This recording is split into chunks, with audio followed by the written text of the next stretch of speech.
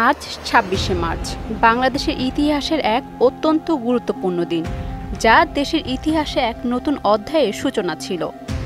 ২৬শে মার্চ বাংলাদেশের মুক্তিযুদ্ধের প্রথম দিন, যখন হাজার হাজার মুক্তিযোদ্ধা, সাধারণ মানুষ, ছাত্র, শিক্ষক সবার বুকেই বেঁচে থাকার নতুন আশা, নতুন সাহস জেগে উঠেছিল। পাকিস্তানি বাহিনী ২৫শে মার্চ রাতে অপারেশন স্যাটেলাইট নামক পরিকল্পনা বাস্তবায়ন শুরু করে, যার লক্ষ্য ছিল বাংলাদেশের স্বাধীনতা আন্দোলনকে দমন করা। রাজধানী ঢাকা সহ দেশের বিভিন্ন শহরে নির্বিচারে হামলা চালানো হয়, হাজার হাজার নিরীহ মানুষ হত্যা করা হয়, নারীদের সম্ভ্রম হানি করা হয় এবং সারা দেশে ভয়াবহ অত্যাচার ও নির্যাতন চালানো হয়।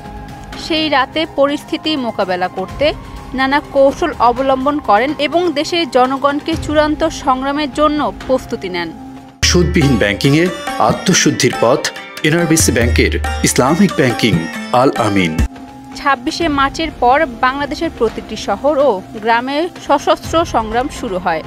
পাকিস্তানি বাহিনীর অত্যাচারের বিরুদ্ধে প্রতিরোধ গড়ে তোলে মুক্তিযোদ্ধারা।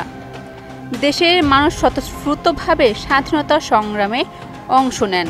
নানা বাধা, যুদ্ধ এবং বিপদের মধ্য দিয়ে ৯ মাসের রক্তক্ষয়ী সংগ্রামের পর ১৬ই ডিসেম্বর পাকিস্তানি বাহিনী আত্মসমর্পণ করে এবং বাংলাদেশ বিজয়ী হয়।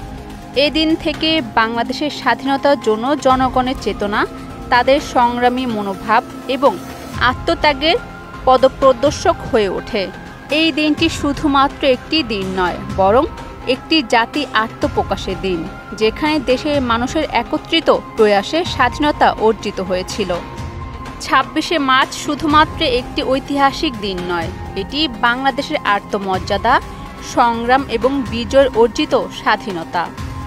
সব কিছু মিলিয়ে ২৬শে মার্চের গুরুত্বপূর্ণ অপরিসীম। আজকের এই দিনে বাংলাদেশের জনগণ তাদের অতীতের আত্মত্যাগকে স্মরণ করে, সেই সাহসিকতা ও প্রেরণাকে সম্মান জানায়। আজকের এই দিনে বাংলাদেশের প্রতিটি নাগরিক শোক ও গর্বের সাথে তাদের অতীতকে স্মরণ করে।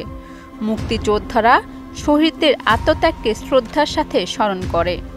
তরুণ প্রজন্ম স্বাধীনতার চেতনায় উদ্বুদ্ধ হয়ে দেশের উন্নতি ও সমৃদ্ধি নিয়ে কাজ করে যাচ্ছে। ২৬শে মার্চ বাংলাদেশের স্বাধীনতার সূচনা দিবস হিসেবে ইতিহাসে অমর হয়ে থাকবে। এটি একটি জাতির জীবন এক চিরকালীন অধ্যায়, যা দেশের সব মানুষের মনে চিরকাল জ্বলবে। আজ ২৬শে মার্চ আমরা শ্রদ্ধার সঙ্গে স্মরণ করি আমাদের স্বাধীনতার জন্য যারা জীবন দিয়েছিলেন তাদের। আমরা প্রতিজ্ঞা করি যে একটি অসাম্প্রদায়িক, গণতান্ত্রিক এবং সমৃদ্ধ বাংলাদেশ গড়ে তুলতে আমরা সক্রিয়ভাবে কাজ করব। অরিন সুলতানা, মোহনা ডিজিটাল।